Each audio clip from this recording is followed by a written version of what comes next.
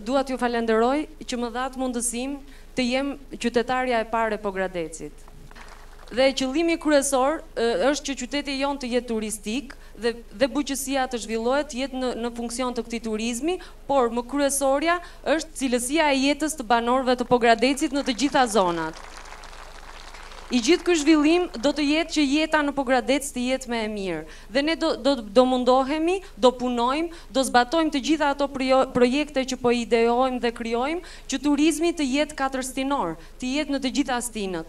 Transporti, projekti i nisur për shëtitoren të mos përfundojë në fillim të qytetit, por të vazhdojë deri në fund, deri në zonën e Tushemishtit. Edhe jo vetëm transporti makinave, bicikletave ambiental, po ne do zhvillojmë edhe transportin ujor, si një risi. Turizmi nuk do jetë vetëm një turizëm natyror, por duhet të vëmë në funksion të gjitha vlerat që zona joni ka, por nuk e shfrytëzon.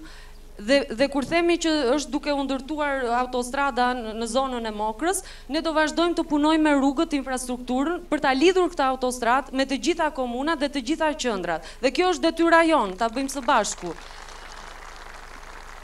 Jo vetëm që banorët e zonave andej të kenë mundësi që të zhvillojnë produkte, t'i shesin ato, por edhe turistët të kenë mundësi ta vizitojnë. Sepse atje janë liçenet e Bishnicës, është Guri Kamjes, është Shëmarena, janë pika turistike, resurse të cilat ne duhet i vëmë në funksion dhe duhet të jemi krenar për vlerat që mbart zona jonë.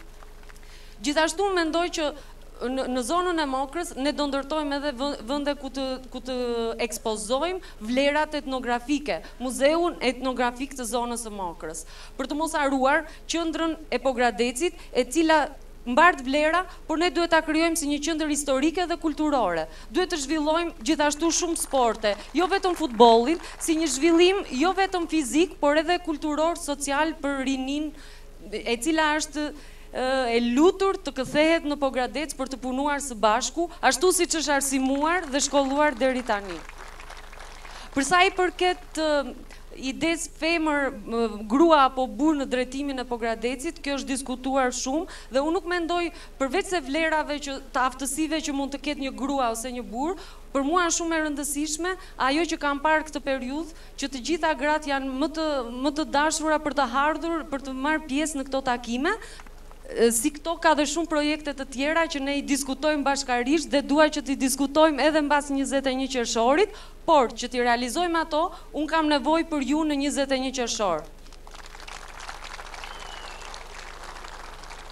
Ju ftoj të votoni Aleancën për Shqipërinë Europiane për të ecur në drejtimin e dur. Faleminderit.